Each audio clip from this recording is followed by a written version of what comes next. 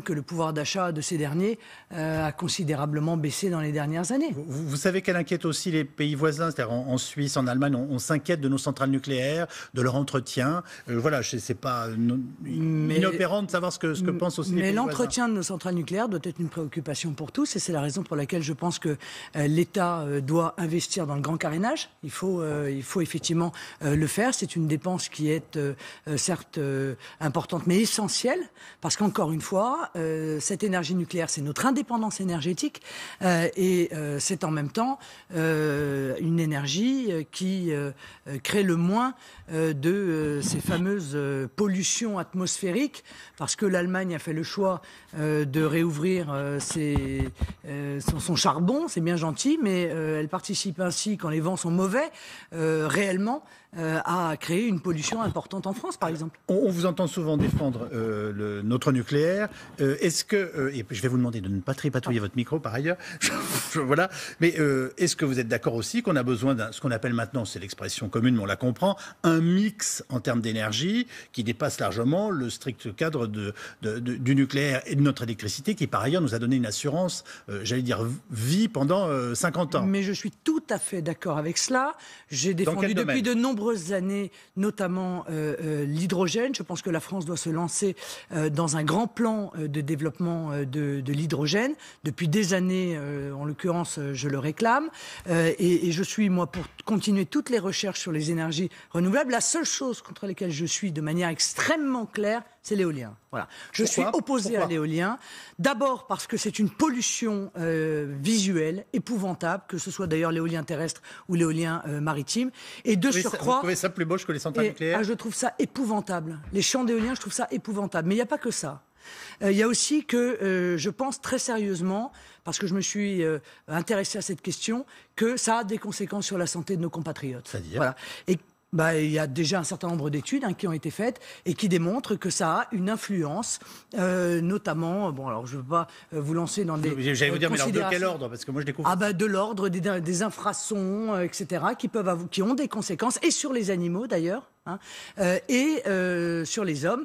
Donc je pense que le principe de précaution voudrait qu'on aille au bout de ces recherches pour être sûr de l'innocuité de ces techniques. Je vais passer à autre chose, mais vous comprenez qu'on puisse trouver paradoxal que vous ayez envie d'appliquer un principe de précaution sur les éoliennes et que vous soyez très favorable au nucléaire. Oui, mais le nucléaire, le fonctionnement du nucléaire ne crée pas un danger permanent, alors que les éoliennes créent, à mon avis, un danger permanent. Le danger qui est lié à l'énergie nucléaire, que personne ne peut évidemment contester, c'est l'accident nucléaire. Voilà. Le nucléaire, c'est le feu qui ne s'arrête jamais. Donc l'accident nucléaire peut évidemment avoir des conséquences très lourdes. C'est la raison pour laquelle on ne peut pas mégoter sur le grand carénage, on ne peut pas mégoter sur l'entretien de ces centrales. Mais si on fait ce grand carénage, alors on peut repousser la durée de vie de ces centrales jusqu'à 20 ans, peut-être même 30 ans d'ailleurs. On passe à l'actualité internationale qui a évidemment a marqué dans ces dernières 24 heures 86 morts, dont 30 enfants. Est-ce que vous condamnez les violences qui viennent d'avoir lieu en Syrie et ce qu'on découvre depuis hier? Non, mais cet événement est absolument épouvantable. Voilà. Il y a des soupçons qui pèsent sur Bachar el-Assad. Oui. Si Bachar el-Assad a commis cela, évidemment, c'est une condamnation unanime qui se fera jour. Ça paraît être une évidence, compte tenu de la gravité et de l'horreur de l'événement. Mais je pense s'il l'a fait, ça signifie, pardonnez-moi, je vous interromps, mais qu'en fait, que le président Assad ne reculera jamais. Non, mais, c'est surtout ça qu'il faut entendre. D'accord, mais moi, ce que je voudrais, si vous voulez, avant, peut-être, c'est qu'il y ait une enquête. Enfin, je veux dire, moi, je veux bien, mais dans ce domaine-là, comme dans tant d'autres, je pense qu'il faut qu'il y ait une enquête internationale qui soit indépendante et qui puisse déterminer quelles sont les responsabilités dans cette affaire. Voilà. Je trouve que, honnêtement, je trouve ça assez dangereux, si vous voulez, au bout de 2 heures, de porter comme ça un jugement. Attention de ne pas se relancer, et je le dis très clairement, encore une fois, dans une opération militaire en Syrie. J'ai entendu les propos de M. Trump, oui, qui évoquent une intervention... Il menace de passer à l'action. Il a tort ?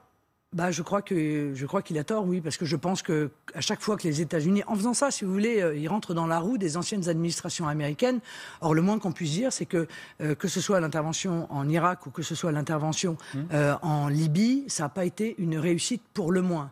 Donc je pense qu'il faut quand même être prudent avec ce type de menaces. Je pense que le temps, si vous voulez, où les grandes nations mettaient des dirigeants à la tête de tel ou tel pays parce que ces dirigeants les arrangeaient est terminé. Donc il y a une chose qui est sûre dans mon esprit, c'est au peuple syrien de se choisir son dirigeant, son futur dirigeant. C'est à lui. S'il peut voter, c'est à lui. Eh bien, à la limite, si une responsabilité doit être celle de l'ensemble des nations, c'est de permettre l'organisation d'élections dans des conditions démocratiques correctes. Oui, en répondant à cette question qui n'est pas facile, c'est qui est le peuple syrien, comment peut-il s'exprimer, comment peut-il voter. Enfin, on a un pays complètement divisé aujourd'hui, vous m'avez compris, avec des mouvements de population absolument effarants. Mais vous avez raison, d'ailleurs, auquel il va falloir apporter une réponse. Parce que moi, je vous dis tout simplement, je compatis tout à fait au problème du Liban. Je suis allé rencontrer le président Aoun. Le Liban a accueilli 1,5 million de réfugiés. Oui. 1,5 million de réfugiés. Bon, c'est absolument considérable. Le pays croule sous la prise en charge de ces réfugiés. Il faut donc faire ce que je demande depuis 4 ans ou 5 ans maintenant, à savoir mettre en place des campements humanitaires en Syrie, car il y a des endroits de Syrie qui ne sont pas en guerre et que le Haut-Commissariat aux réfugiés prenne sous la supervision du Haut-Commissariat aux réfugiés que l'intégralité des réfugiés qui sont aujourd'hui en Jordanie ou au Liban, par exemple, puissent revenir dans des campements, dans des bonnes conditions. Je voudrais qu'on revienne sur votre rencontre avec Vladimir Poutine, parce que finalement, on a vu les images, mais on en a relativement peu parlé. C'est la première fois que vous rencontriez un chef d'État de cette stature. Que vous êtes-vous dit? Quelle a été la nature de vos échanges avec Vladimir Poutine? Alors d'abord, je ne sais pas ce que c'est un chef d'État de cette stature. Un chef d'État, un des 4 ou 5 hommes les plus puissants au monde. Oui, d'accord, mais un chef d'État, c'est un chef d'État. Vous savez, j'ai rencontré Idriss Déby 3 jours avant de rencontrer Vladimir Poutine. Il est le président du Tchad, et le Tchad a un rôle extrêmement important, notamment. Vous avez raison. Je ne vous dis pas qu'il est moins important, mais vous comprenez que cette rencontre, et vous le savez très bien, suscite de la curiosité, de l'intérêt, plein de questions. En fait, disons que nous avons évoqué les affaires du monde, en quelque sorte, et notamment, évidemment, la problématique du terrorisme islamiste. Voilà, parce que je pense qu'on ne pourra pas lutter efficacement contre le fondamentalisme islamiste et le terrorisme, qui est leur arme, sans créer cette coopération avec les grandes nations, encore une fois dans laquelle j'intègre aussi le Tchad, puisque nous battons, vous le savez, dans le cadre de l'opération Barkhane, avec l'armée tchadienne, pour lutter contre les groupes armés terroristes. Je vous indique d'ailleurs au passage, parce que je pense que beaucoup de Français le savent pas, que les flux de migrants, les passeurs de migrants, le trafic de migrants qui se fait sur la Méditerranée financent les armes des terroristes que nos soldats français combattent. Je voudrais d'ailleurs rendre hommage, merci de me permettre de le faire, au soldat qui est mort au Mali, soldat français qui est mort au Mali. J'allais vous en parler, j'y reviens dans un instant. Simplement, vous venez de nous dire finalement, Vladimir Poutine est un allié dans la lutte contre le terrorisme. Je vous ai bien compris? Oui, très clairement. Jusqu'où peut aller cette alliance? Est-ce que ça veut dire que nous sommes partenaires? Et par ailleurs, vous avez un programme de défense que vous affirmez puissant. Et j'allais dire, est-ce que nous avons à combattre avec lui le terrorisme, et j'allais vous dire, physiquement, sur le terrain? Mais nous le faisons, nous. J'ai envie de dire, nous le faisons, nous le faisons au Mali, nous le faisons au Tchad, nous le faisons. C'est vrai que la Russie fait partie de ces nations qui ont envoyé des armées pour lutter contre le fondamentalisme islamiste. Donc elle perd des soldats comme nous en perdons. Donc je crois que nous ne pouvons pas, au niveau international, autour de la table, exclure la Russie, pas plus qu'on ne peut exclure d'ailleurs les États-Unis. Il faut que, avec les États-Unis, avec la Russie, avec la Grande-Bretagne, avec l'Allemagne, avec l'ensemble des nations qui souhaitent lutter en amont contre le terrorisme islamiste, il y ait une discussion. Moi, ce qui m'inquiète, si vous voulez, dans le comportement d'un Emmanuel Macron et même d'un François Hollande, je vous le dis clairement, ce sont des gens qui arrivent en disant on ne peut pas parler à Donald Trump, c'est un méchant, on ne peut pas parler à Vladimir Poutine, c'est un méchant, Theresa May, c'est la dirigeante du Brexit, il ne faut pas lui parler non plus, mais à qui on parle? Ils ne refusent pas les uns les autres de parler à tous les chefs d'État. Est-ce que vous avez vu la manière est-ce que vous voyez la manière dont ils en parlent? Je veux dire, ça donne quelle image de la France? C'est quelle diplomatie exactement? C'est une diplomatie qui distribue les bons points et les mauvais points, mais à quoi ça sert? Ça nous mène où? Et en attendant, c'est sur notre sol que se déroulent des attentats terroristes qui tuent des centaines de nos compatriotes et de nos enfants. J'ai une question plus personnelle. Je voudrais juste savoir ce que vous avez ressenti en face de cet homme. Vous savez qu'il intrigue, vous savez qu'il inquiète un certain nombre de Français. Le chef d'État, Vladimir Poutine, que vous avez rencontré, qu'avez-vous personnellement ressenti en face de lui? Écoutez, moi j'ai discuté pendant 1h30 avec lui. J'ai rencontré quelqu'un de raisonnable dans ses réflexions, mesuré, lucide sur l'évolution du monde, sur les dangers. Je n'ai pas beaucoup reconnu l'image, effectivement, qu'on donne de lui, notamment régulièrement dans les médias français. Donc, vous ne le pensez pas dangereux pour la stabilité du monde, au contraire? En tout cas, je ne le crois pas dangereux pour la France. Il n'a pas mené d'action hostile à l'égard de la France. Et par conséquent, moi, comme ma seule grille de lecture, c'est l'intérêt et la sécurité de la France et des Français. C'est ma seule grille de lecture. Or, Vladimir Poutine n'a pas mené d'action hostile ou belliqueuse à l'égard de la France. Je n'ai donc absolument aucune raison, a priori, pour le considérer comme un ennemi ou comme un danger. Vous avez voulu rendre hommage à notre soldat qui est décédé au Mali. La France doit-elle continuer à combattre en Afrique, Marine Le Pen? Oui, je le crois, mais elle ne peut pas se contenter de cela. Je m'entends, je l'ai dit d'ailleurs au président Idriss Déby, je pense que la France doit aussi se relancer dans une grande politique de co-développement, de coopération avec l'Afrique, car disons les choses très clairement, il y a là une jeunesse bouillonnante. Si elle n'a pas d'école, si elle n'a pas d'emploi, eh bien, elle aura deux solutions, soit rejoindre les groupes armés terroristes, soit rejoindre l'Europe. Voilà. Or, je ne veux évidemment ni de l'un ni de l'autre. Ces pays font des efforts considérables, vous le savez, parce que, l'air de rien, avoir une armée, la soutenir comme le fait le Tchad, la projeter, car le Tchad envoie son armée notamment au Cameroun, également pour lutter contre les terroristes. Tout ceci se fait au détriment de l'école, au détriment des hôpitaux et de la santé. Eh bien, c'est là où, incontestablement, nous devons les soutenir, car si on ne règle pas le problème du terrorisme islamiste en amont, alors nous aurons plus de difficultés à le régler également en aval. Vous venez d'évoquer le rôle de l'Europe. Le jeu de vos adversaires dans cette campagne électorale consiste en gros à expliquer que vous allez ruiner la France en sortant de l'euro. C'est le principal angle d'attaque. Ça s'appelle le projet peur. Qu'est-ce que vous répondez à ça? Je réponds, ça s'appelle le projet peur. C'est exactement ce qui a été développé avant le Brexit. On a expliqué que le simple vote du Brexit allait entraîner la Grande-Bretagne dans un drame absolu. Ce qui évidemment n'a pas été le cas, parce que la Grande-Bretagne se porte très bien depuis le vote. Tous les indicateurs remontent et sont dans le vert. Mais surtout, je dis aux Français que ceux précisément qui nous expliquent que ce sera la catastrophe si on revient à une monnaie nationale sont les mêmes qui nous avaient vendu le paradis si on prenait l'euro. Si on prenait l'euro, il y aurait plus de chômage, il y aurait plus de dettes, il y aurait une croissance absolument incroyable, etc. L'industrialisation, l'agriculture se porterait merveilleusement bien. Et tout ça, ça a échoué. Deux remarques. Le Brexit n'a pas objectivement et réellement commencé. On s'en moque.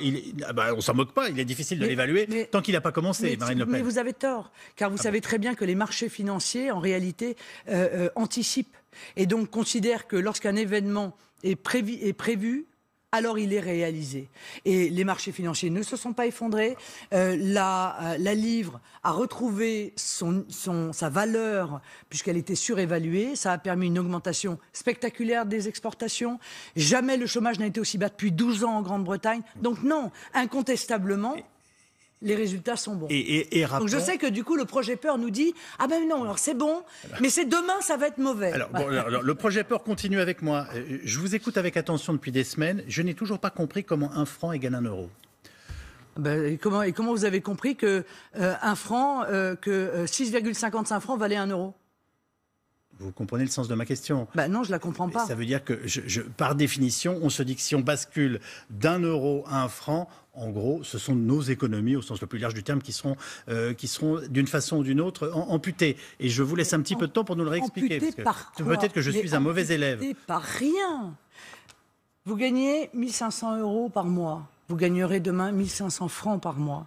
Votre loyer est de 600 € par mois. Il sera de 600 francs demain par mois. Votre baguette vaut 1 €, elle vaudra 1 franc demain. Par rapport à la parité des monnaies entre elles, j'ai l'impression que vous biaisez. C'est-à-dire que par rapport à la parité des monnaies entre elles, la valeur de votre franc, il s'évaluera par rapport à toutes les monnaies mondiales. Mais très bien. Et donc d'ailleurs, toutes ces études ont été faites par les banques, par des instituts, par des compagnies d'assurance. Et les études vous ont donné raison. Ils disent, le franc aura une valeur dépréciée en moyenne de 10% par rapport à l'euro. Tant mieux, puisque l'euro est trop cher pour notre économie. Alors, vous nous dites que c'est un risque à prendre d'une certaine façon, c'est ça ? Non, c'est pas un risque du tout. Et est-ce que vous savez qu'en 2 ans, l'euro est passé de 1,44 $ à 80 centimes de dollars ? Vous le savez ? Est-ce que les Français ont vu une différence dans leur vie quotidienne ? Ils n'ont pas leur contrat d'assurance vie en dollars. Non, mais oui. Est-ce qu'ils ont vu une différence ? Non. Une monnaie, elle varie, évidemment. Ça a surtout une conséquence, d'ailleurs, par rapport aux exportations, car plus une monnaie est haute, moins les exportations sont importantes. Et ça pose un vrai problème parce que ça a une conséquence sur l'emploi. Mais quand on achète des produits à l'étranger, et nos économies, elles sont faites d'échanges, qu'on le veuille ou non, je veux dire, ça renchérit ces produits qui arrivent de l'étranger.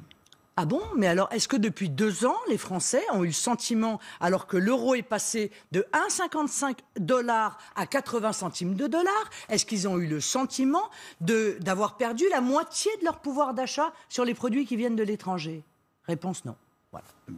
On en vient à l'accumulation d'affaires qui touche, je résume, je ne veux pas débattre, je dirais, une fois de plus, pour essayer de vous faire dire qu'il y a des choses anormales qui se passent au Front National. Simplement, face à l'accumulation de tout ce qui concerne, on va dire, des emplois, que l'on qualifie parfois d'emplois qui n'ont pas été utilisés, par exemple, pour le boulot réel. Face à l'accumulation de ces affaires, est-ce que, comme François Fillon, vous pensez être victime d'un cabinet noir ? Non, mais je suis victime d'une instrumentalisation de la justice. C'est une évidence. Je vais vous donner... Allez, prenons donc le dernier exemple en date, parce que c'est intéressant pour ceux qui nous écoutent. Le Canard enchaîné révèle qu'une enquête a été ouverte par le parquet de Lille pour un emploi fictif au Conseil régional du Nord-Pas-de-Calais. Il y a 7 ans. C'était un contrat de 3 mois il y a 7 ans. Cette enquête a été ouverte en janvier 2016. Et elle est révélée à 15 jours de l'élection présidentielle. Que je sache, David Drachtin l'a reconnu sans faire de... A reconnu quoi ? En effet, si j'ai bien compris, il reconnaît les faits. Mais si c'est une erreur, dites-le moi. Hein. Mais c'est totalement faux. Très bien. Mais c'est totalement faux. Il a travaillé 3 mois au Conseil régional. Et d'ailleurs, j'appelle les Français à aller sur Internet et ils trouveront 4 ou 5 vidéos où on le voit. Alors, sur les bancs des assistants, dans l'hémicycle, pendant les sessions du Conseil régional. Non, mais moi, je voudrais vous poser juste... Quel est votre propos ? Qu'est-ce que vous voulez dire par là ? Mais moi, je voudrais juste poser une question. Il n'y a pas un journaliste, un libre d'esprit, qui se dit, mais enfin, quand même... L'enquête a été ouverte en janvier 2016. Il n'y a pas eu un acte d'enquête, pas une personne interrogée, alors que l'enquête aurait pu être réglée en une demi-journée. Je suis en train de vous demander si vous pensez que tout cela est instrumentalisé. Non, mais laissez-moi terminer. Pas un interrogatoire, rien. Pendant 15 mois et 15 jours avant l'élection, on dit « Ah, il y a une enquête qui a été ouverte ». Donc on ne peut pas se défendre, en fait.